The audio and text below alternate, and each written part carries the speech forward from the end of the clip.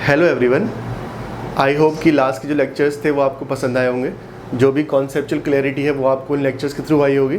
आज के लेक्चर में हम पढ़ेंगे सीरीज़ आरएलसी सर्किट के बारे में और डिस्कस करेंगे हर उन क्वेश्चंस को जो प्रीवियसली एग्ज़ाम्स में आए हुए हैं या आ सकते हैं आने वाले एग्ज़ाम्स में। तो स्टार्ट करते हैं।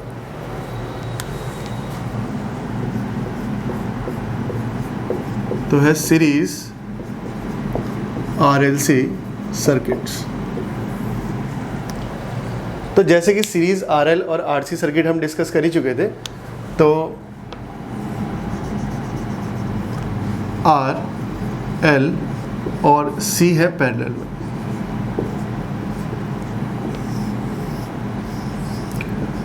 और हमने किसी वोल्टेज सोर्स से, एसी सोर्स है, उससे इसे कनेक्ट कर दिया। ठीक है, तो अगर हम समझें तो जो सोर्स वोल्टेज है वो तीन पार्ट में डिवाइड होगी, वी आर, वी एल और वी सी। मान लेते हैं कि इस पूरे सर्किट में जो करंट है वो है आई। तो क्योंकि आई सब में कॉमन है, तो जो करंट है, जब हम फेजर डायग्राम ड्रॉ करेंगे तो हम करंट को एज ए रेफरेंस ले लेंगे, क्योंकि रेफरेंस उसको लेंगे जो सब में कॉमन हो। तो करंट यहाँ पे कॉमन है। तो अगर हम लिखें इस चीज़ को, तो हम लिख सकते हैं कि जो वी एस है वो तीन पार्ट में डिवाइड हुई है, वी आर, वी एल और वी सी। तो एक बात का ध्यान देंगे हमेशा ही कि ये जो सम होगा ये अलजेब्रिक सम ना होकर फेजर सम होगा। ठीक है, तो वी आर, वी एल और वी सी। तो वी आर जो है वो होगा आई इंटू आर, क्योंकि करंट हमने आई मानी है। वी एल क्या होगा, आई इंटू एक्सएल, लेकिन हम फेजर फॉर्म में लिखेंगे तो जे एक्सएल जरूर यूज़ करेंगे। तो आई इंटू जे एक्सएल। और जो वी सी होगा वो क्या होगा, आई इंटू माइनस जे एक्स। ठीक है, ध्यान देंगे इस बात का कि जो एक्सएल है वो है ओमेगा एल के इक्वल, और जो एक्स सी है वो है 1 अपॉन ओमेगा सी। और ओमेगा क्या है, 2 पाई एफ। फ्रीक्वेंसी है एंगुलर फ्रीक्वेंसी, और किसकी फ्रीक्वेंसी, जो भी सोर्स हमने कनेक्ट किया होगा उसकी फ्रीक्वेंसी। तो जो सोर्स की फ्रीक्वेंसी है वो एफ है, तो उस हिसाब से एक्सएल एक्ससी की वैल्यूज होगी। तो अगर हम इसे लिखें, आई कॉमन ले सकते हैं, तो R plus J XL minus J XC. I को जो है यहाँ पे ले आएंगे तो जाएगा V S upon I equal to R plus J XL minus J XC, और वी अपॉन आई को ही बोलते हैं हम जेड। तो इस पूरे सर्किट का जो इम्पिडेंस होगा वो आर प्लस जे एक्सएल माइनस जे एक्ससी के इक्वल होगा। ठीक है, तो इसको जेड, तो ये तीनों सीरीज़ में, वैसे भी तो सीरीज़ में है, तो जो इनके जो रेजिस्टेंस है, जो रिएक्टेंस है, वो ऐड हो जाएंगे, आर प्लस जे एक्सएल माइनस जे एक्ससी। तो फेजर डायग्राम ड्रॉ कर लेते हैं एक बार। तो जैसा कि मैंने कहा कि करंट को हमने ले लिया रेफरेंस, तो आई इंटू आर है, तो इसी के फेज में चले जाएंगे वी आर। तो रेजिस्टेंस में वोल्टेज और करंट सेम फेज में होता है। ठीक है, वी एल की बात करें तो क्या है वो, जे इंटू आई एक्सएल, मतलब कि करंट में जे से मल्टीप्लाई किया है, तो करंट में जे से मल्टीप्लाई करने का मतलब होगा कि एंटी क्लॉकवाइज चले जाएंगे। किसी भी फेजर में अगर जे से मल्टीप्लाई करते हैं तो एंटी क्लॉकवाइज 90 डिग्री आ गया यहाँ पर, ये हो गया वी एल। ठीक है, या फिर ऐसे ही बोल सकते हैं कि इंडक्टर में जो करंट होगी, आई है वो करंट, वो वोल्टेज से 90 डिग्री लैग करती है, या वोल्टेज करंट से 90 डिग्री लीड करती है। दोनों बातें सेम है। यहाँ देखें वी सी में माइनस जे से मल्टीप्लाई हुआ है, माइनस जे से अगर आई में मल्टीप्लाई करेंगे तो आई के फेजर से 90 डिग्री क्लॉकवाइज चले जाएंगे, तो यहाँ की तरफ आ गया वी सी। या फिर ऐसे भी समझ सकते हैं कि जो कैपेसिटर करंट है वो वोल्टेज से लीड करती है, या जो वोल्टेज है वो करंट से लैग करती है। इससे बना सकते हैं। तो तीनों फेजर्स को हमने ड्रॉ कर लिया, वी आर, वी एल और वी सी। तो एग्ज़ाम में एक इम्पॉर्टेंट क्वेश्चन यहाँ से ये आता है कि वी एल और वी सी के बीच कितना एंगल होगा। अगर सीरीज आर एल सर्किट की बात करें तो कितना डिग्री का एंगल है, 180 डिग्री या आउट ऑफ फेस। ठीक है, तो इम्पॉर्टेंट है, पूछ लिया था बहुत बार कि V L and V C are out of phase. Out of phase का मतलब है कि दोनों के बीच जो एंगल है वो कितना है, 180 डिग्री का। ठीक है, तो अब यहाँ पर हमें इन तीनों को ऐड करना है, तो यहाँ पे 3 अलग अलग केस बनते हैं, तो एक एक करके समझते हैं। तो यहाँ पर 3 पॉसिबिलिटी है कि VL VC से ज़्यादा हो जाए, या VC जो है ग्रेटर देन है VL से, या VL और VC इक्वल हो। तो ऐसी 3 पॉसिबिलिटी है, तीनों को डिस्कस करते हैं। तो पहला है कि अगर जो VL है वो VC से ज़्यादा है। अब VL VC से ज़्यादा कब होगा? IXL है और ये क्या है? IXC। करंट तो दोनों में सेम है, तो VL की वैल्यू VC से ज़्यादा कब होगी? जब XL ज़्यादा होगा XC से। ठीक है, तो अगर XL की वैल्यू ज़्यादा होगी XC से, तो उस समय VL की वैल्यू क्या रही होगी? ज़्यादा रही होगी। तो अगर हम इस फेज़र डायग्राम से समझें तो हमें 3 फेज़र ऐड करने हैं। कभी भी अगर 3 फेज़र ऐड करने हैं हमें, तो हम पहले 2 को ऐड करेंगे। तो हमने VL और VC को ऐड करेंगे, उसका जो भी सम आएगा उसके साथ फिर VR को ऐड कर लेंगे। तो VL और VC 180 डिग्री है, आउट ऑफ फेज़ है, तो जो इनका रिजल्टेंट होगा वो हो जाएगा VL माइनस VC। तो ऊपर की तरफ क्यों आए? क्योंकि हम मान के चल रहे हैं कि VL ज़्यादा है अभी। तो इन तीनों का सम, VL VC को ऐड कर चुके हैं हम फेज़र सम में, तो ये इनका जो सम होगा ये हो गया हमारा VS। तो यहाँ पर इनके बीच का जो एंगल होगा ये है हमारा पावर फैक्टर एंगल फाई। ठीक है, तो यहाँ पर हमें दिख रहा है कि अगर हम समझें कि करंट लैग कर रही है नहीं कर रही है, तो अगर हम वोल्टेज से चलें तो क्लॉकवाइज जाने पर करंट आ रही है, और क्लॉकवाइज जाने का मतलब है कि पावर फैक्टर कैसा हो गया? Lagging power factor. तो यहाँ पर जो पावर फैक्टर हुआ है वो है लैगिंग पावर फैक्टर। तो लैगिंग पावर फैक्टर कब है? जब VL की वैल्यू VC से ज़्यादा है। ठीक है, और जो पावर फैक्टर एंगल है वो है फाई। तो करंट लैग कर रही है क्योंकि वोल्टेज से क्लॉकवाइज गए हम, तो करंट आ रही है। ठीक है, तो पावर फैक्टर हो गया लैगिंग पावर फैक्टर। तो अगर हम समझे, जैसा कि हमने पहले भी समझा था कि जब भी सीरीज सर्किट आएंगे तो वहाँ पर जो कुछ ट्रायंगल बनते हैं, तो पहला ट्रायंगल होता है वोल्टेज ट्रायंगल। तो यहाँ अगर हम समझे ये है VR, ये है यहाँ से लेकर यहाँ तक VL माइनस VC। तो अगर हम इस ट्रायंगल में देखें तो ये एक वोल्टेज ट्रायंगल बन गया है। तो कैसा बना है? ये है VR, ये है VL माइनस VC, और यह है इन सब का सम VS, और यह है फाई। तो अगर हमें इस ट्रायंगल से सोर्स वोल्टेज का मैग्नीट्यूड निकालना होगा तो हम लिख सकते हैं कि VS equal to under root of VR square plus VL minus VC whole square. तो ये है इम्पॉर्टेंट फार्मूला जिसका हम यूज़ करेंगे। तो कहाँ से आया ये? वोल्टेज ट्रायंगल से। इसके अलावा अगर पावर फैक्टर निकालना होगा तो cos फाई इक्वल टू हो जाएगा VR अपॉन VS। ठीक है, थोड़ा सा अगर और समझें चीज़ों को,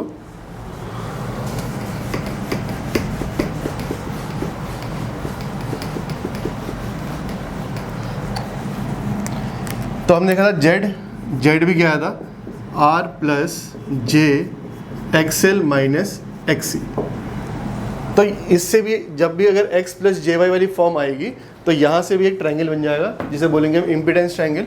तो ये हो गया रेजिस्टेंस, क्योंकि प्लस का J है तो ऊपर की तरफ आ जाएगा XL माइनस XC, और इन सब का रिजल्टेंट है वो क्या है? Z के इक्वल।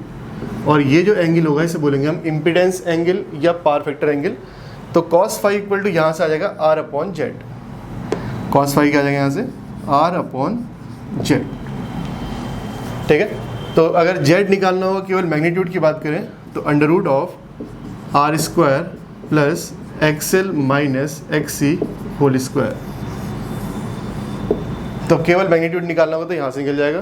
तो यहाँ पर भी सेम ही चीज़ें जैसे सीरीज़ RL और सीरीज़ RC में थी, एक है वोल्टेज ट्रायंगल और एक है इम्पीडेंस ट्रायंगल। ठीक है, तो ये इसका VL माइनस VC है, यहाँ पर XL माइनस XC है। तो बेसिकली I से डिवाइड करके हम जो है अगर हम वोल्टेज ट्रायंगल के सभी जो साइड्स हैं उनमें अगर I से डिवाइड कर दें तो ये इम्पीडेंस ट्रायंगल बन जाएगा। सेम ऐसे ही हम पावर ट्रायंगल बना सकते हैं। तो जैसा कि मैंने पहले भी कहा था कि जो एक्टिव पावर है वो केवल और केवल किस में होगी? तो एक्टिव पावर का एक फॉर्मूला तो ये है ही, VI cos फाई लेकिन साथ साथ हम इसका भी यूज़ कर देते हैं कि आई स्क्वायर आर का, क्योंकि जो एक्टिव पावर है वो केवल किस में होगी, केवल रेजिस्टेंस में होगी। और ध्यान देंगे वोल्टेज और करंट की जो वैल्यू हम लेने वाले हैं वो है केवल कौन सी वैल्यूज़, आरएमएस वैल्यू। इसके अलावा अगर रिएक्टिव पावर की बात करें तो रिएक्टिव पावर का या तो फॉर्मूला आएंगे कि वी आई साइन फाई, ठीक है, या फिर आई स्क्वायर एक्स लगाएंगे। तो यहाँ पर जो एक्स इफेक्टिव है वो एक्सएल माइनस एक्सी है। यहाँ पर जो एक्स इफेक्टिव है वो क्या है, एक्सएल माइनस एक्सी। तो हम जिस फॉर्मूले का यूज़ कर लेंगे वो कर लेंगे आई स्क्वायर एक्सएल माइनस एक्सी। तो क्योंकि जो इफेक्टिव रिएक्टेंस है वो एक्सएल माइनस एक्सी के इक्वल है। और वैसे भी हम एक चीज़ को पढ़ चुके थे कि जो इंडक्टर है वो रिएक्टिव पावर कंज्यूम करता है और जो कैपेसिटर है वो सप्लाई करता है। तो इसीलिए यहाँ पर माइनस हुआ है कि इंडक्टर की पावर से हमने कैपेसिटर की पावर माइनस करी। तो माइनस करी क्यों आए, क्योंकि एक कंज्यूम करेगा और दूसरा करेगा सप्लाई, तो इफेक्टिवली माइनस आ जाएगा यहाँ पर। अगर हम एपरेंट पावर की बात करें तो वो क्या होगा, V R M S into I R M S या फिर आई स्क्वायर जेड, ठीक है। तो सेम चीज़ है, आई स्क्वायर आर से हो जाएगी एक्टिव पावर, आई स्क्वायर एक्स से आएगी रिएक्टिव पावर, आई स्क्वायर जेड करेंगे तो आ जाएगी एपरेंट पावर, ठीक है। तो पहला केस था कि तो इम्पीडेंस का ये जो फॉर्मूला है, ट्रायंगल ये जो बने हुए हैं ये सब के लिए सेम है। बस अगर V L greater than V C है तो हम जो है यहाँ से जो कंक्लूजन निकल के आया कि जो पावर फैक्टर आया इसका वो कैसा आया है, लैगिंग पावर फैक्टर। अब चलते हैं दूसरे केस की तरफ। तो अगर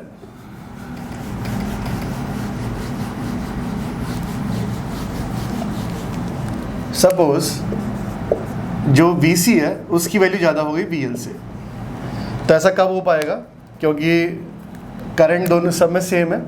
तो अगर जब एक्स सी ज़्यादा होगा एक्सएल से, उस केस में कैपेसिटर के अक्रॉस जो वोल्टेज ड्रॉप है वो ज़्यादा होगा। तो ऐसे केस में क्या होगा कि फेजर तो यही था कि यहाँ की तरफ करंट रेफरेंस थी, ये था वी आर, ये था वी एल और ये था वी सी। तो अगर वी सी ज़्यादा हुआ तो जो रिजल्टेंट है इन दोनों का वो बड़े फेजर की तरफ आएगा। तो करंट आ गया यहाँ की तरफ, ये हो गया वी आर, और इन दोनों का जो रिजल्टेंट है वो हो जाएगा V C minus V L, ठीक है। नीचे की तरफ क्यों आ गया फेजर रिजल्टेंट अब की बार, क्योंकि इसकी वैल्यू ज़्यादा है। तो जिसकी वैल्यू ज़्यादा होगी रिजल्टेंट उधर की तरफ ही आ जाएगा, और इन तीनों का सम क्या होगा, वी एस के इक्वल, और ये वाला जो एंगल है वो क्या हो गया, फाई। तो अगर हम यहाँ से देखें तो अगर हम करंट देखें कि करंट लीड कर रही है, लैग कर रही है, तो वोल्टेज से जब हम जाएंगे करंट की तरफ तो किस डायरेक्शन में जा रहे हैं, एंटी क्लॉकवाइज डायरेक्शन में। तो एंटी क्लॉकवाइज डायरेक्शन में जाने का मतलब वो जो करंट है वो लीड कर रही है। तो यहाँ पर जो पावर फैक्टर है वो कैसा है, लीडिंग पावर फैक्टर। तो अगर एक्सी की वैल्यू ज़्यादा है तो लीडिंग पावर फैक्टर हो गया। या जो सर्किट का जो ओवरऑल नेचर है वो कैसा हो गया, कैपेसिटिव। इससे पिछले था लैगिंग पावर फैक्टर अगर वी एल ज़्यादा था, और जो ओवरऑल नेचर था वो था इंडक्टिव, ठीक है। तो यहाँ पर भी वोल्टेज ट्रायंगल बना है, ये है वी आर, ये है V C minus V L, और इन सब का जो सम है वो क्या है, वी एस के इक्वल। तो जो पावर फैक्टर के फॉर्मूले हम पहले लिख चुके हैं कि पावर फैक्टर क्या होगा, V R upon V S, वो सब सेम है। इसके अलावा जो सोर्स वोल्टेज निकालेंगे वो यहाँ पे आ जाएगी कि under root of V R square plus V C minus V L का होल स्क्वायर। तो इससे परेशान नहीं होना है।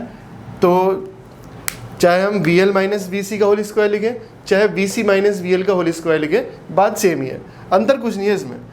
तो पिछले केस और इस केस में अंतर केवल इतना है, ये वाला कि कैपेसिटिव नेचर होगा, लीडिंग पावर फैक्टर होगा। फॉर्मूले में कोई अंतर नहीं है, बस ट्रायंगल नीचे की तरफ बन गया अगर एग्जैक्टली बनाए, उससे कोई फ़र्क नहीं पड़ रहा है। बस ये ध्यान देना है कि अगर एक्सी ज़्यादा होगा तो पावर फैक्टर कैसा होगा, लीडिंग। अगर एक्सएल ज़्यादा होगा तो पावर फैक्टर कैसा होगा, लैगिंग। इसके अलावा जो वोल्टेज जो वी एस निकालने का फॉर्मूला है वो वही है कि under root of V R square plus V C minus V L का होल स्क्वायर लिखे या V L minus V C का होल स्क्वायर लिखे, इससे कोई फ़र्क नहीं आ रहा। इसके अलावा इस केस में जो जेड होगा वो यही होगा, आर प्लस जे एक्सएल माइनस एक्सी। तो अंतर क्या आएगा इससे, अंतर केवल इतना आएगा कि एक्सएल माइनस जो एक्सी है, अगर एक्सी ज़्यादा है तो ये वाला जो टर्म है नेगेटिव हो जाएगा। ये वाला टर्म क्या आएगा, नेगेटिव। नेगेटिव क्यों, क्योंकि अब की बार एक्सी ज़्यादा है। अगर एक्सएल ज़्यादा होगा तो ये जो पूरा टर्म है ये पॉजिटिव होगा, अदरवाइज नेगेटिव हो जाएगा। तो यहाँ पर भी जो ट्रायंगल है वो बस नीचे की तरफ आ जाएगा, क्योंकि अब की बार जो x है वो नेगेटिव हो गया, तो r माइनस जे एक्स आएगा वो, क्योंकि एक्स की वैल्यू क्या है ज़्यादा, तो r माइनस जे एक्स। तो अगर माइनस का j होगा तो मैं पहले भी कहा था कि जो सर्किट का नेचर होगा वो कैसा होगा, कैपेसिटिव। अगर प्लस का j होगा तो कैसा होगा, इंडक्टिव। ठीक है, तो कोई डिफरेंस नहीं है, सेम ही फॉर्म लग जाएगा। तो चाहे एक्सएल माइनस एक्सी लिखे, चाहे एक्सी माइनस एक्सएल लिखे, कोई फर्क नहीं पड़ रहा है इससे। बस जो ट्रायंगल है वो नीचे की तरफ बनना चाहिए। इसके अलावा जो एक्टिव पावर, रिएक्टिव पावर और जो अपरेंट पावर की फॉर्मूला है वो भी सेम है, कोई डिफरेंस नहीं है। बस अंतर इतना आने वाला है इसमें कि यहाँ पर जो एक्सएल माइनस एक्सी है वो नेगेटिव हो जाएगा इस वाले केस में, तो क्यू की वैल्यू नेगेटिव आ जाएगी। तो क्यू की वैल्यू नेगेटिव आने का मतलब होगा कि जो रिजल्टेंट सर्किट है वो रिएक्टिव पावर सप्लाई कर रहा है, इसीलिए जो सर्किट का नेचर है वो कैसा है, कैपेसिटिव है। अगर क्यू की वैल्यू पॉजिटिव आती, कब आती, पिछले केस में जब एक्सएल माइनस एक्सी जो है कुछ पॉजिटिव नंबर होता तो क्यू पॉजिटिव आता, इसका मतलब जो रिजल्टेंट रिएक्टिव पावर है वो कंज्यूम हुई होती और जो पावर फैक्टर होता वो लैगिंग होता या फिर इंडक्टिव नेचर होता सर्किट का। ठीक है, तो बस जो इंपॉर्टेंट है वो यही है, बाकी इसमें फॉर्मूले में कोई अंतर नहीं है। cos फाई पावर फैक्टर निकालने का जो फॉर्मूला है वो वही है कि V R upon V S, या फिर यहाँ से देखें तो आर अपॉन जेड, या फिर जो पावर ट्रायंगल है वहाँ से भी निकाल सकते हैं। तो पावर ट्रायंगल में होता है P, ये होता है Q, ये होता है S, तो जो पावर फैक्टर होगा वो जाएगा P अपॉन S। ठीक है, तो अब है थर्ड केस जो काफ़ी इंपॉर्टेंट है कि सपोज अगर VL और VC की वैल्यू बराबर हो गई, वो कब होगी, जब XL इक्वल होगा XC, क्योंकि करंट दोनों में कॉमन है।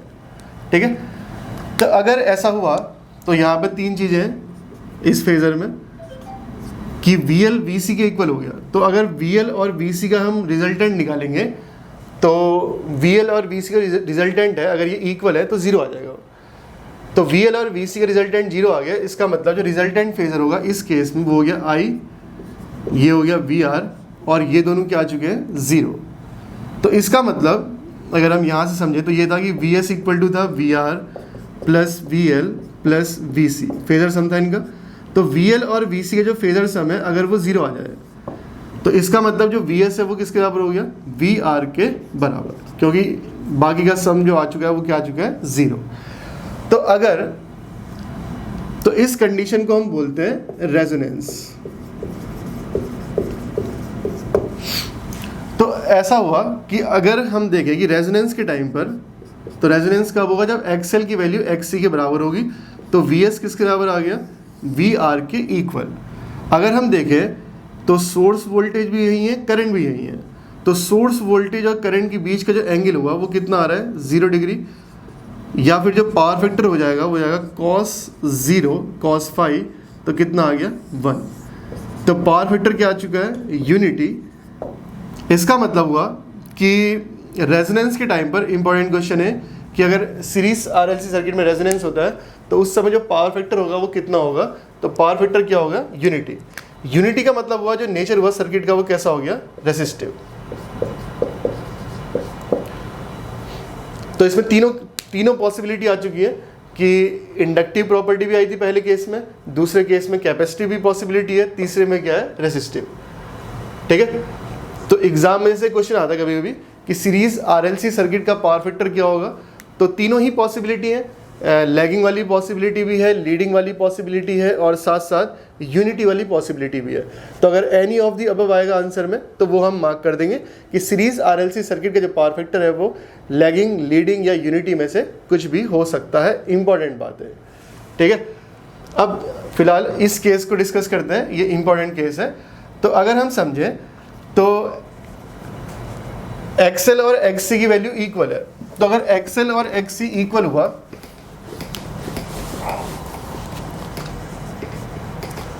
तो यहां पर जो XL माइनस XC जीरो जाएगा, तो Z की वैल्यू क्या आ जाएगी, R के इक्वल। तो ये भी इंपॉर्टेंट हो गया। ठीक है, इसके अलावा अगर हम समझें जो एक्टिव पावर है वो हो गई I²R या VI cos फाई, वहां से निकल जाएगा। जो रिएक्टिव पावर आएगी वो है I²X। X क्या है, XL माइनस XC। तो XL और XC अगर इक्वल है तो रिएक्टिव पावर क्या हो गई, जीरो। इसीलिए जो पावर फैक्टर है वो यूनिटी है। यूनिटी पावर फैक्टर का मतलब है कि सर्किट में केवल और केवल क्या चीज़ रह चुकी है, रेजिस्टेंस। इसीलिए VS VR के बराबर आ चुका है कि सोर्स वोल्टेज में केवल और केवल VR का ही ड्रॉप रह चुका है। इसके अलावा जो इम्पीडेंस है उसमें भी केवल और केवल रेसिस्टेंस आ चुका है, क्योंकि सर्किट का नेचर कैसा हो चुका है, रेसिस्टिव। इसके अलावा केवल और केवल कौन सी पावर कंज्यूम होगी अब, एक्टिव पावर, और जो रिएक्टिव पावर है वो क्या हो चुकी है, जीरो। तो ये सारी बातें इंपॉर्टेंट है कि रेजोनेंस की कंडीशन में हमें केवल एक बात ध्यान रख ले कि सर्किट का जो ओवरऑल नेचर है वो कैसा था, रेसिस्टिव। इसलिए जेड में केवल क्या रह गया, रेजिस्टेंस। पावर फैक्टर क्या हो चुका है, यूनिटी। केवल और केवल कौन सी पावर कंज्यूम होगी, एक्टिव पावर। तो ये सारी बातें इंपॉर्टेंट है। और VS किसके बराबर हो चुका है, VR के बराबर, क्योंकि सर्किट में X का जो इफेक्ट है वो पूरी तरीके से खत्म हो चुका है। ठीक है, तो अगर हम समझे कि जो Z है इसमें पहले R भी था और प्लस कुछ था, मतलब जो हम Z निकाल लेते उसमें under root of R² plus X² कर रहे थे। लेकिन अगर X 0 हो गया तो जो Z की वैल्यू है वो R आ गई केवल।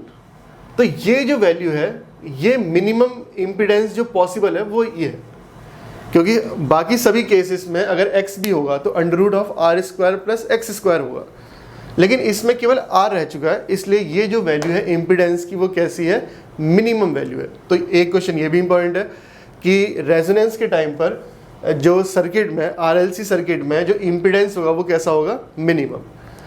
अगर हम बात करें करंट की, तो करंट का फॉर्मूला क्या होता है, VS/Z। क्या होगा, VS/Z, और Z किसके इक्वल है, R के। तो क्या आ गया, VS/R। ठीक है, तो अगर हम समझें कि Z की वैल्यू अगर मिनिमम है तो करंट क्या होगा, मैक्सिमम। तो सीरीज RLC सर्किट में जो करंट होती है वो क्या होती है, मैक्सिमम, और इम्पीडेंस मिनिमम। अगर हम एडमिटेंस की बात करें तो एडमिटेंस क्या होगा, Y = 1/Z, और Z में केवल क्या रह चुका है, R। तो अगर इम्पीडेंस की वैल्यू मिनिमम है, इम्पीडेंस अगर मिनिमम है तो एडमिटेंस क्या होगा, मैक्सिमम। तो ये सारे ही क्वेश्चन इंपॉर्टेंट है जो एग्जाम में पूछे जाते हैं कि सीरीज रेजोनेंस के टाइम पर क्या क्या चीज़ इंपॉर्टेंट है, इम्पीडेंस मिनिमम होगा इसलिए जो करंट है वो मैक्सिमम है, और जो एडमिटेंस है वो भी क्या है, मैक्सिमम। ठीक है, तो ड्रॉ करते हैं एक ग्राफ को, रेजोनेंट कर्व को, और कुछ बातें उसमें डिस्कस करेंगे। तो ये सारे पॉइंट इंपॉर्टेंट होंगे। ठीक है,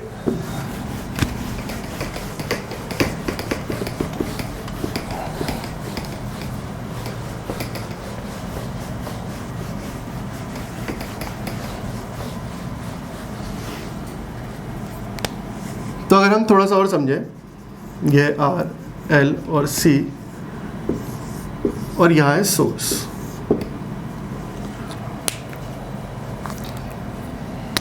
यह R, यह L, यह C। Suppose R, L, C की वैल्यू फिक्स हो गई, मतलब एक बार हमने रेजिस्टेंस ले लिया 2 ओम का, इंडक्टर ले लिया 1 हेनरी का, कैपेसिटर लिया 1 माइक्रोफैरेड का, ऐसा हमने फिक्स मान लिया। तो एक्सेल, और अगर हम इस सोर्स को एक वेरिएबल फ्रीक्वेंसी का सोर्स ले लें और जो वोल्टेज का मैग्नीट्यूड है वो कांस्टेंट मान लें, वोल्टेज जो है कांस्टेंट वोल्टेज का सोर्स ले लिया हमने, और जो फ्रीक्वेंसी है उसको हम वेरी कर सकते हैं, मतलब 1 hertz, 2 hertz, 50 hertz, 100 hertz, 150 hertz, कुछ भी वैल्यू, 1 किलो हर्ट्ज, कुछ भी वैल्यू हम यहाँ से एडजस्ट कर सकते हैं। तो अगर फ्रीक्वेंसी वेरिएबल होगी तो XL होता है ओमेगा L और XC होता है 1/ओमेगा C। अगर ओमेगा वेरिएबल है तो XL और XC की जो वैल्यू है वो भी क्या होगी, वेरिएबल। फ्रीक्वेंसी वेरी करने से रेजिस्टेंस में कोई भी इफेक्ट नहीं पड़ेगा, जो भी इफेक्ट पड़ेगा वो किस में पड़ेगा, XL और XC की वैल्यूज पर। तो हमने एक बात यहाँ से जो इम्पोर्टेंट है वो ये थी कि अगर XL ज़्यादा होगा XC से, हमने मान लो कि फ्रीक्वेंसी कुछ ऐसे रखते गए कि XL ज़्यादा हो गया XC से, तो उस समय जो नेचर आया था वो कैसा आया था, लैगिंग पावर फैक्टर या इंडक्टिव। अगर XC की वैल्यू ज़्यादा हो गई XL से तो क्या आ गया था वो, लीडिंग पावर फैक्टर। अगर XL और XC की वैल्यू बराबर हो गई थी तो सर्किट का जो नेचर आ गया था वो कैसा आ गया था, यूनिटी पावर फैक्टर और रेसिस्टिव नेचर। तो इंडक्टिव नेचर की पॉसिबिलिटी भी है, कैपेसिटिव की भी है, और रेसिस्टिव की भी है। तो सीरीज आरएलसी सर्किट का जो पावर फैक्टर है वो कुछ भी हो सकता है, वो डिपेंड इस बात पे करेगा कि हमने जो फ्रीक्वेंसी रखी है या एक्सएल और एक्ससी की जो वैल्यूज रखी हैं वो क्या रखी है। ठीक है, तो हम पहले एक कर्व ड्रॉ कर लेते हैं जो है फ्रीक्वेंसी और करंट के बीच का। हम सोर्स फ्रीक्वेंसी को वेरी कराते जाएंगे और हम जो ग्राफ ड्रॉ कर रहे हैं वो करंट का कर रहे हैं। तो एक चीज़ हमने देखी थी कि अगर एक्सएल इक्वल टू एक्ससी की हो गया तो जो करंट फ्लो होगी वो मैक्सिमम होगी। तो जो करंट फ्लो होगी वो क्या होगी, मैक्सिमम। तो अगर हम समझें तो हम मान लो ये आइडेंटिफाई करना चाहते हैं कि एक्सएल एक्ससी के इक्वल कब होगा। तो एक्सएल इक्वल है एक्ससी के, तो किसी एक पर्टिकुलर फ्रीक्वेंसी मान लिया हमने कि ओमेगा नॉट एक ऐसी फ्रीक्वेंसी है जहां पर एक्सएल एक्ससी के बराबर हो गया। हमने इसे चेंज करते गए, एक फ्रीक्वेंसी ऐसी आई ओमेगा नॉट या एफ नॉट जहां पर जो है वो एक्सएल और एक्ससी की वैल्यू क्या हो गई, इक्वल हो गई। तो हमने मान लिया कि वो जो फ्रीक्वेंसी है वो है ओमेगा नॉट। तो omega nought square equal to आ गया 1/LC, इसको यहाँ ले गए तो ओमेगा नॉट आ चुका है 1/√LC, या जो फ्रीक्वेंसी आई है वो है 1/2π√LC। तो 1/2π√LC जो फ्रीक्वेंसी आई है, इस फ्रीक्वेंसी को बोलते हैं हम रेजोनेंट फ्रीक्वेंसी। तो यह है रेजोनेंट फ्रीक्वेंसी। तो एक बार अगर इंडक्टर और कैपेसिटर की वैल्यू फिक्स हो गई तो जो एफ नॉट है ये डिसाइड हो जाएगा कि मान लो 2 किलो हर्ट्ज आ गया, तो हमें पता होगा कि 2 किलो हर्ट्ज जो है वो है रेजोनेंट फ्रीक्वेंसी। तो अगर हम सोर्स वोल्टेज को रेजोनेंट फ्रीक्वेंसी के इक्वल कर दें, अगर हम सोर्स वोल्टेज को हमने मान लो कि हमने रेजोनेंट फ्रीक्वेंसी कैलकुलेट की फॉर्मूले से वो आ गई 2 किलो हर्ट्ज, हमने सोर्स फ्रीक्वेंसी को 2 किलो हर्ट्ज कर दिया, तो उस समय हमें एक्सएल और एक्ससी की वैल्यू क्या हो जाएगी, इक्वल हो जाएगी। इसका मतलब अगर हम फ्रीक्वेंसी को एफ नॉट के इक्वल कर दें, मान लो ये फ्रीक्वेंसी यहाँ पर है एफ नॉट 2 किलो हर्ट्ज, तो यहाँ पर अब क्या आज मिल चुका है हमें, रेजोनेंस की कंडीशन, मतलब जो करंट की वैल्यू होगी वो क्या होगी, मैक्सिमम होगी। तो यहाँ पर जो करंट होगी वो अपनी मैक्सिमम वैल्यू पे होगी, तो रेजोनेंट पे है इसलिए आई नॉट से दिखा दिया इसे। तो इसका मैक्सिमम का मतलब हुआ इसके इधर भी करंट जो है फिर कम होती चली जाएगी और इसके इधर भी क्या हो जाएगी, कम होते चली जाएगी। ठीक है, अब एग्जाम में कुछ क्वेश्चन आते हैं इससे कि अगर supply frequency resonant frequency equal है तो कैसा होगा नेचर। तो चल के हमें पता कि अगर F equal to F nought आ गया, F मतलब होगी सप्लाई फ्रीक्वेंसी, F कौन सी है, सप्लाई फ्रीक्वेंसी। तो अगर सप्लाई फ्रीक्वेंसी रेजोनेंट फ्रीक्वेंसी के इक्वल है तो मतलब जो केस है वो क्या है, एक्सएल इक्वल टू एक्ससी वाला। तो जो सर्किट का जो ओवरऑल नेचर होगा वो कैसा होगा, रेसिस्टिव। ठीक है, अगर हम बात करें कि मान लो उसने क्वेश्चन में कहा कि अगर सप्लाई फ्रीक्वेंसी रेजोनेंट फ्रीक्वेंसी से ज़्यादा है, अगर सप्लाई फ्रीक्वेंसी रेजोनेंट फ्रीक्वेंसी से ज़्यादा है तो बताना है कि जो पावर फैक्टर होगा या जो सर्किट का नेचर होगा वो कैसा होगा। तो एफ नॉट पे तो दोनों बराबर है। अब हमने एफ नॉट से फ्रीक्वेंसी को इंक्रीज करना स्टार्ट किया। अब एक्सएल तो होता है ओमेगा एल, एक्सएल क्या होता है, ओमेगा एल। तो अगर हम फ्रीक्वेंसी इंक्रीज करेंगे तो एक्सएल भी क्या होगा, इंक्रीज। अगर हम बात करें एक्ससी की तो क्या होगा फॉर्मूला 1/ओमेगा सी। अगर हम फ्रीक्वेंसी इंक्रीज करेंगे तो एक्ससी क्या होगा, कम हो जाएगा। तो रेजोनेंट फ्रीक्वेंसी पे दोनों इक्वल थे, अब फ्रीक्वेंसी बढ़ाएंगे तो एक बढ़ रहा है और दूसरा कम हो रहा है, तो उससे क्या होगा कि जो एक्सएल की वैल्यू है वो एक्ससी से क्या हो जाएगी, ज़्यादा। तो वो जो पावर फैक्टर होगा वो कैसा जाएगा, लैगिंग पावर फैक्टर। तो अगर एग्जाम में क्वेश्चन आता है कि अगर frequency source frequency resonant frequency से ज़्यादा है तो जो पावर फैक्टर है या जो सर्किट का नेचर है वो कैसा होगा, तो पावर फैक्टर कैसा होगा, लैगिंग, और जो नेचर होगा वो कैसा होगा, इंडक्टिव। तो हम इसका मतलब अगर इधर की बात कर रहे हैं हम, फ्रीक्वेंसी अगर ये है रेजोनेंट फ्रीक्वेंसी, इसके इधर तो फ्रीक्वेंसी मतलब कि ये जो कंडीशन है ये वाली है यहाँ, तो इधर इससे इधर जो है जो फ्रीक्वेंसी है वो रेजोनेंट फ्रीक्वेंसी से ज़्यादा है। इससे इधर बात करें तो जो फ्रीक्वेंसी है वो रेजोनेंट फ्रीक्वेंसी से कम है। ठीक है, तो मतलब इस साइड जो पावर फैक्टर होगा वो कैसा होगा, लैगिंग, या जो नेचर होगा वो इंडक्टिव होगा। इस पर्टिकुलर पॉइंट पे जो पावर फैक्टर होगा वो क्या होगा, यूनिटी। अब अगर हम रेजोनेंट फ्रीक्वेंसी पे दोनों बराबर थे, अगर हम फ्रीक्वेंसीज को कम करें तो फ्रीक्वेंसी अगर हम कम करेंगे तो ओमेगा कम होगा तो एक्सएल भी क्या आएगा, कम।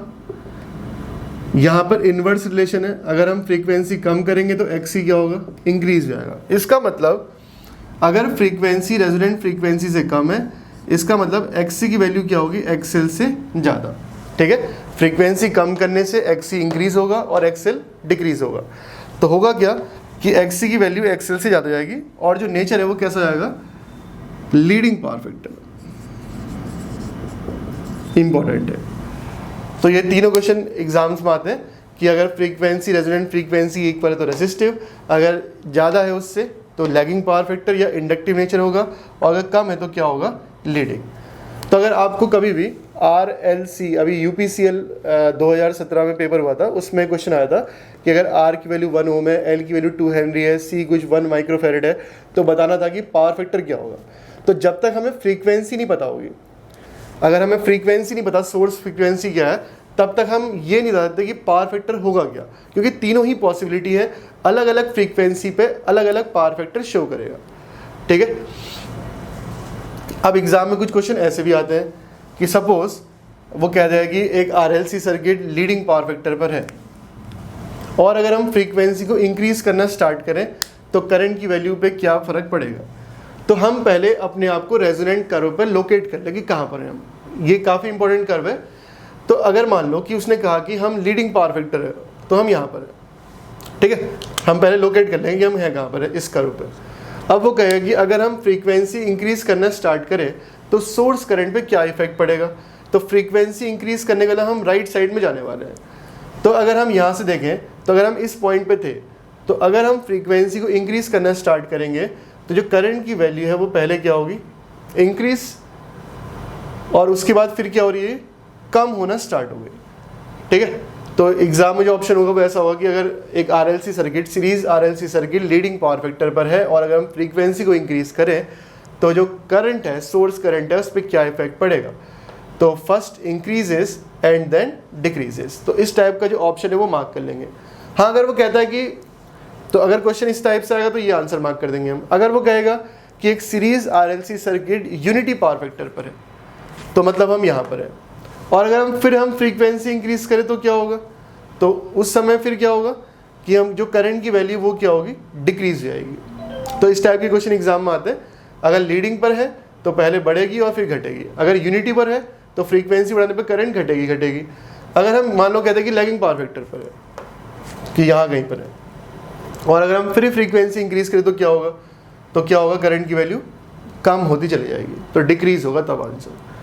तो जब भी ऐसा क्वेश्चन आएगा कि फ्रीक्वेंसी चेंज कर रहे हैं तो क्या होगा, तो हम सबसे पहले अपने आप को लोकेट कर लेंगे। या फिर क्वेश्चन आ सकता है पावर फैक्टर के बारे में भी, कि अगर हम पावर फैक्टर इंक्रीज करें, अगर हम फ्रीक्वेंसी इंक्रीज करें तो पावर फैक्टर पे क्या इफेक्ट पड़ेगा, हम लीडिंग पे हैं अगर, तो कैसे आंसर देना है। अगर मान लो कहेगा कि पहले हम लीडिंग पर हैं तो पहले जो पावर फैक्टर है वो यूनिटी होगा, और उसके बाद फिर हम कहाँ चले जाएंगे, लैगिंग पावर फैक्टर की ओर। ठीक है, बाकी अगर हम फ्रीक्वेंसी कम करेंगे तो लेफ्ट की तरफ चले जाएंगे।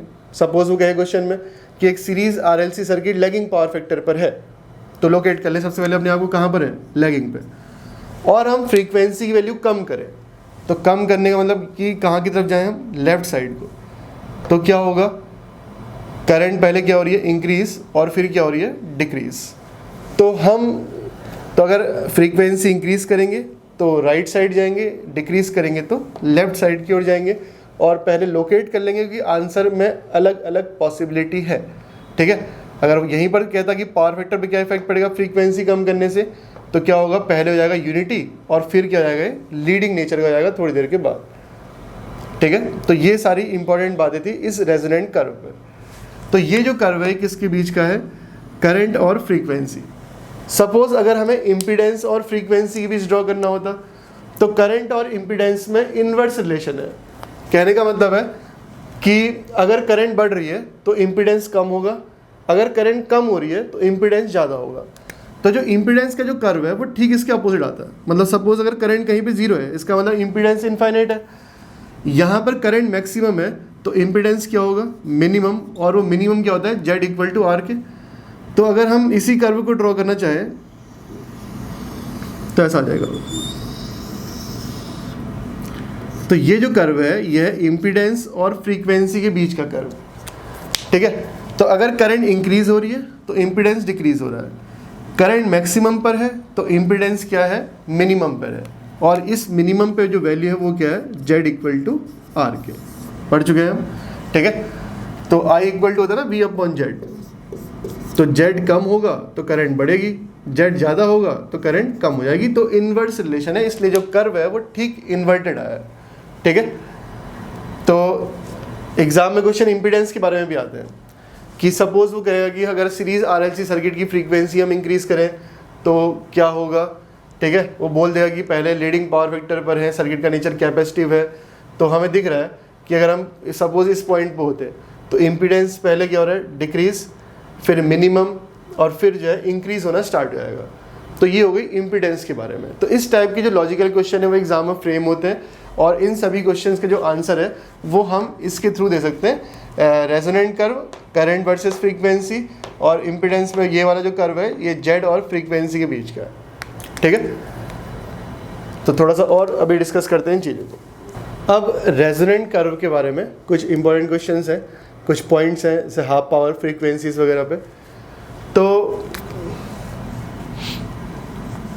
यहाँ पर कुछ फ्रीक्वेंसी और मान लेते हैं, ये है F1 और ये है F2। इन्हें बोलते हैं हम कट ऑफ फ्रीक्वेंसीज। तो अगर हम समझें तो जो F1 और F2 है इनको बोलते हैं हम कट ऑफ फ्रीक्वेंसीज, या बोल देते हैं हाफ पावर फ्रीक्वेंसीज, या बोलते हैं 3 dB फ्रीक्वेंसीज।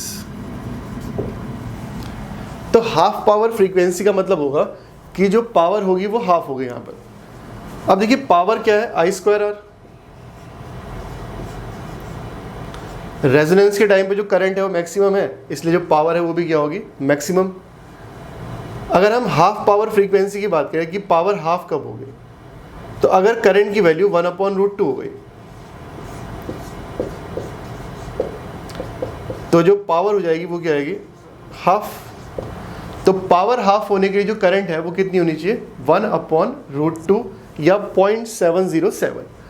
तो इन फ्रीक्वेंसीज पे जो करंट है, अगर हम देखें कि करंट कम हो रही है, मान लो कि इन फ्रीक्वेंसीज जो करंट है वो हो गई 1/√2 या 0.707 I0, ठीक है, 0.707 I0।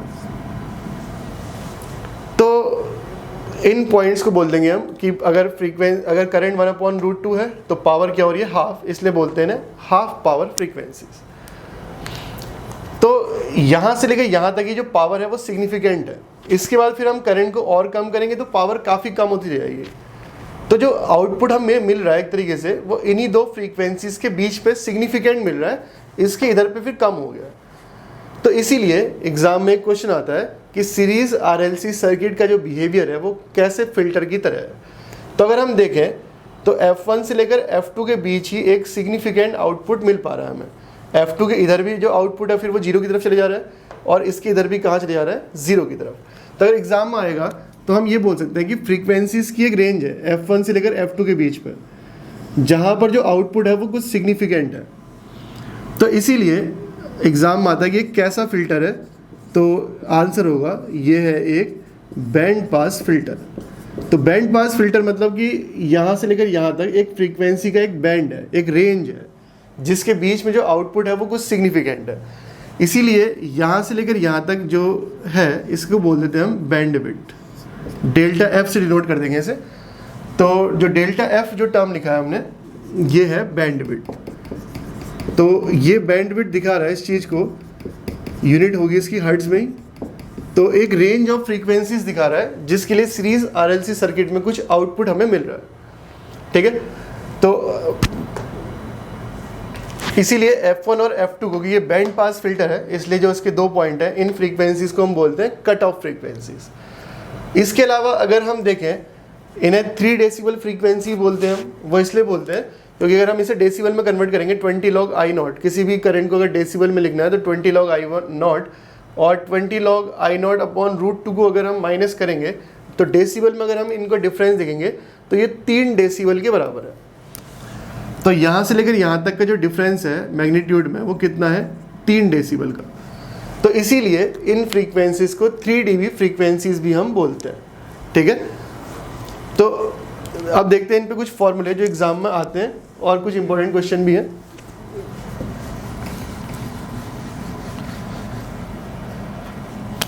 तो जो F1 है इसको बोलते थे हम लोअर कट ऑफ फ्रीक्वेंसीज और जो F2 है इसे बोलते हैं हम अपर कट ऑफ फ्रीक्वेंसीज। क्योंकि ये F2 मतलब ज़्यादा है तो अपर कट ऑफ, F1 कम है तो है लोअर कट ऑफ फ्रीक्वेंसीज।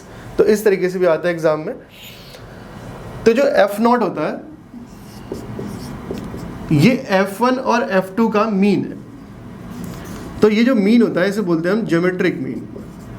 तो सपोज अगर हमें कभी किसी क्वेश्चन में अपर कट ऑफ फ्रीक्वेंसीज दी हो, लोअर कट ऑफ फ्रीक्वेंसी दी हो और हमें रेजोनेंट फ्रीक्वेंसी फाइंड आउट करनी हो तो क्या ले लेंगे इनका मीन। और कौन सा मीन ले लिया हमने, ज्योमेट्रिक मीन या गुणोत्तर माध्य बोलते हैं इसे, ठीक है। तो ये है एक इंपॉर्टेंट फॉर्मूला। सपोज कभी किसी क्वेश्चन में हमें ये दिया हो कि जो बैंडविड्थ है वो डेल्टा एफ है, कुछ वैल्यू दे देगा, हमें दे देगा कि जो F0 है ये भी दे देगा, तो बताना होगा कि कुछ वैल्यू की F2 की वैल्यू। तो अगर हम समझें ये अगर पूरा डेल्टा एफ है तो ये बीच में हाफ है इसका, यह डेल्टा F/2। तो अगर हमें F2 निकालना है, F2 क्या होगा, और हमें F0 पता है कभी, तो F0 में हम जो बैंडविड्थ का हाफ है वो ऐड कर देंगे तो क्या मिल जाएगा हमें, F2। F0 में इतना ऐड किया हमने, क्या मिल गया, F2। अगर हम F0 में से माइनस कर दें इसे तो क्या आ जाएगा, F1। तो अपर कट ऑफ फ्रीक्वेंसीज और लोअर कट ऑफ फ्रीक्वेंसी हम फाइंड आउट कर सकते हैं अगर हमें रेजोनेंट फ्रीक्वेंसी पता हो और बैंडविड्थ पता हो, तो यहाँ से हम फाइंड आउट कर लेंगे, ठीक है। इसके अलावा कुछ क्वेश्चन ऐसे भी आते हैं कि F1 और F2 जो कट ऑफ फ्रीक्वेंसीज है इसमें जो पावर फैक्टर होगा वो क्या होगा, काफ़ी इंपॉर्टेंट क्वेश्चन है। तो ये भी देख लेते हैं, इन फॉर्मूले को नोट कर लें, ये इंपॉर्टेंट फॉर्मूला है।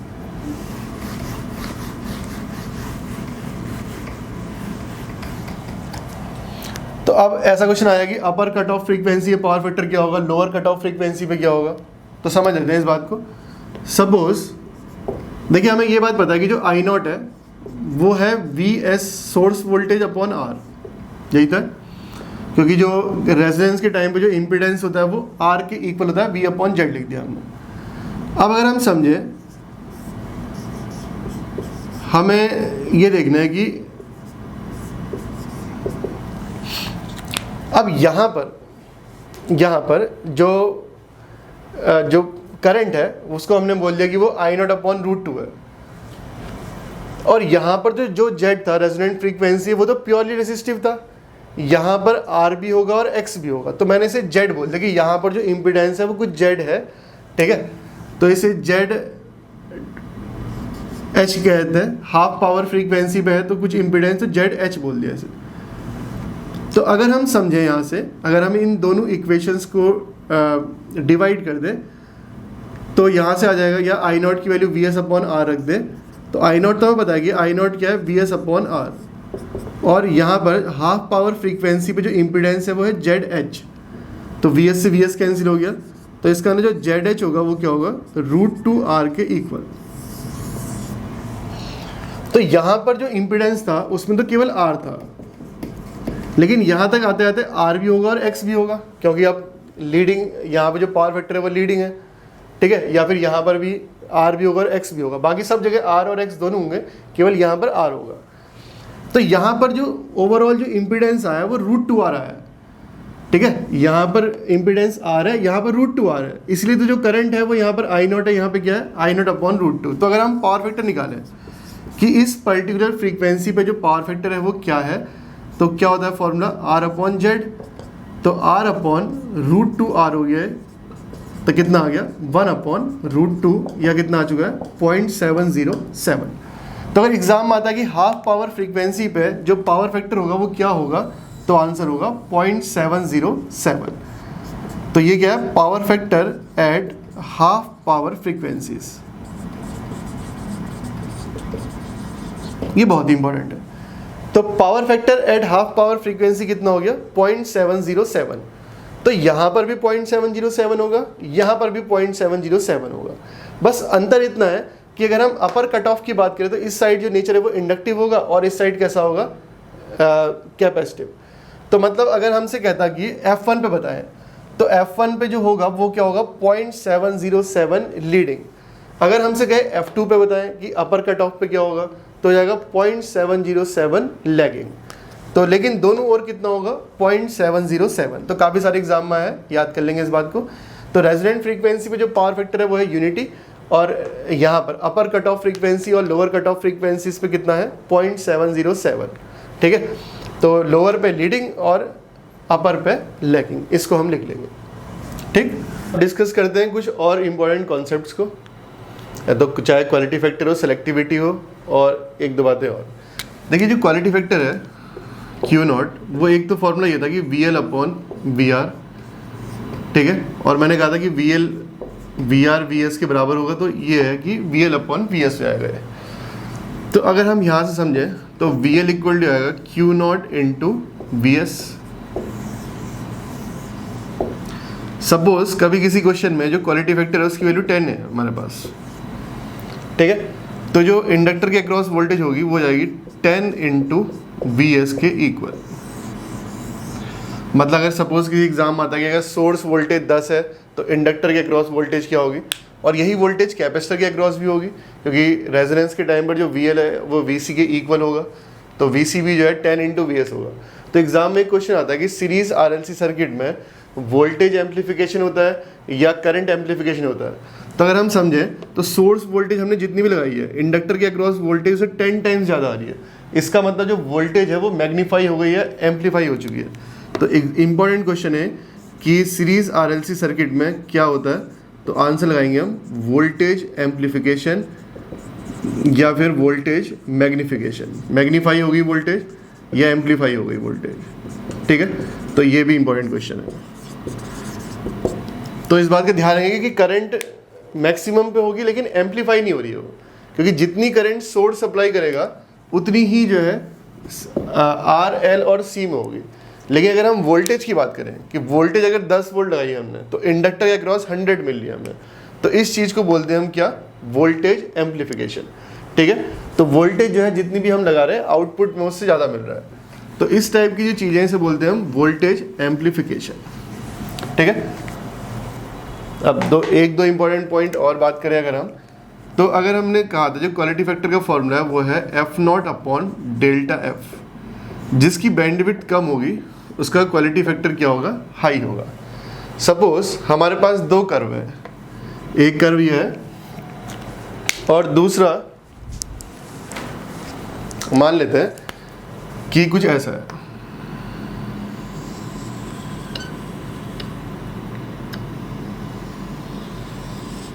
ऐसा। तो मान लो कि ये है कर्व पहला और ये है दूसरा, ठीक है। तो अगर हम बात करें इसकी जो कट ऑफ फ्रीक्वेंसीज होंगी वो यहाँ पर है, अगर I0 यहाँ पर है तो ये होगा F1 डैश और F2 डैश, तो जो इसकी बैंडविड्थ है वो ये होगी, और जो कर्व 1 है उसकी जो बैंडविड्थ है वो ये है। तो जो कर्व 2 है इसकी जो बैंडविड्थ है वो कम है, जो कर्व 2 है इसकी जो बैंडविड्थ है वो कम है, मतलब जो डेल्टा F2 की बात करें अगर हम F2 से नोट करते हैं इसे, ये F1 है, तो डेल्टा F2 कम है डेल्टा F1 से। तो जैसा कि हमने कहा था कि जिसकी बैंडविड्थ कम होगी उसका जो क्वालिटी फैक्टर है वो क्या होगा, हाई होगा। तो इस टाइप का क्वेश्चन अगर एग्जाम में कभी आ जाए कि दो कर्व दिए हैं और पूछ ले कि किसका जो क्वालिटी फैक्टर है वो हाई होगा, तो किसका हाई होगा, जिसकी बैंडविड्थ क्या होगी, कम होगी। इसके अलावा जो एग्जाम में पूछ सकता है, थियोरेटिकली आता है क्वेश्चन कि अगर कर्व स्टीप है, तो स्टीप मतलब कि सडन चेंज आ रहा है इसमें, ठीक है, इसमें जो चेंज है वो थोड़ा ग्रेजुअल है, और यहाँ पर जो है वो थोड़ा सा स्टीप या तीव्र है, ठीक है, तो स्टीप है। तो अगर कर्व स्टीप होगा तो जो है जो क्वालिटी फैक्टर है वो हाई होगा, ठीक है। तो अगर हम बात करें जो कर्व 2 है, ठीक है, ये है मोर, तो ये स्टीपर है कंपेयर टू कर्व 1, ठीक है। तो एग्जाम में इस फॉर्म में पूछ सकता है कि जो रेजोनेंट कर्व ज़्यादा स्टीप होगा उसका क्वालिटी फैक्टर क्या होगा, हाई होगा। इस टाइप से क्वेश्चन है बुक्स में, ठीक है। अब बात करते हैं नेक्स्ट टर्म की जो है सेलेक्टिविटी पे।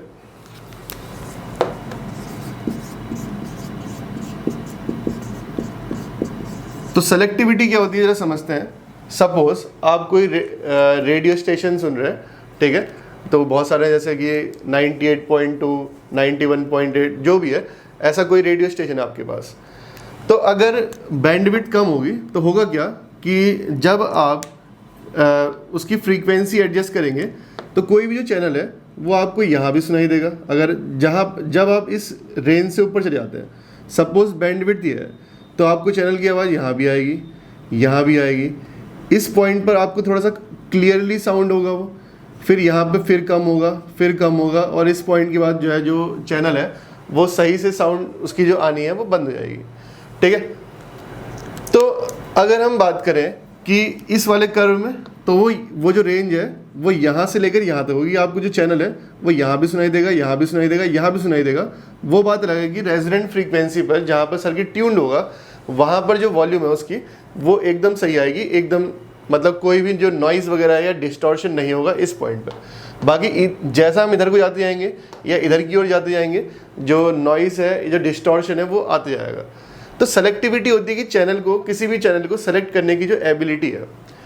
तो यहाँ पर जो पॉइंट है वो कम है, काफ़ी कम पॉइंट है जहाँ पर हम इस चैनल को सुन सकते हैं। तो मतलब हम वो पॉइंट इजीली फाइंड आउट कर पाएंगे जहाँ पर हमें जो वॉल्यूम है या जो चैनल है वो क्लियरली साउंड करेगा, यहाँ पर वो कम है, जबकि यहाँ पर वो जो पॉइंट्स हैं वो काफ़ी ज़्यादा है। तो सेलेक्टिविटी है कि उस चैनल को जो सेलेक्ट करने की जो एबिलिटी है, तो जिसमें जो है वो कम पॉइंट होंगे तो वहाँ पर हम इजीली सेलेक्ट कर पाएंगे। अगर ज़्यादा पॉइंट है तो बहुत ज़्यादा टाइम लगेगा हमें चैनल सेलेक्ट करने में। तो सेलेक्टिविटी इज डायरेक्टली प्रोपोर्शनल होता है क्वालिटी फैक्टर के। जिसका जो क्वालिटी फैक्टर है वो हाई होगा, उसकी जो सेलेक्टिविटी है वो भी क्या होगी, हाई होगी, ठीक है। तो इसका मतलब जो चैनल 2 है, अगर हम रेजोनेंट कर्व जो 2 है, इसकी जो सेलेक्टिविटी है वो हाई है, क्योंकि इसमें जो नंबर ऑफ पॉइंट्स हैं वो कम है। तो हम इजीली सेलेक्ट कर पाएंगे कहाँ पर जो साउंड है वो हमें मैक्सिमम सुनाई दे रहा है या बिना डिस्टॉर्शन के सुनाई दे रहा है। तो उस चीज़ को बोलते हैं हम सेलेक्टिविटी। तो सेलेक्टिविटी हाई होने के लिए जो क्वालिटी फैक्टर है वो क्या होना चाहिए, हाई होना चाहिए, ठीक है। तो इम्पॉर्टेंट है, यहाँ से भी एग्जाम में लगातार क्वेश्चन पूछे हुए हैं। तो ये सारी चीज़ें थी क्वालिटी फैक्टर, सेलेक्टिविटी के बारे में। तो अगर आपको कोई भी डाउट है लेक्चर के बारे में तो उसे कमेंट सेक्शन में ज़रूर मेंशन करें। अगर आपको कॉन्सेप्ट अच्छे से समझ में आए सारे के सारे तो उसे भी मेंशन करें, और ज़्यादा से ज़्यादा चैनल को शेयर करें,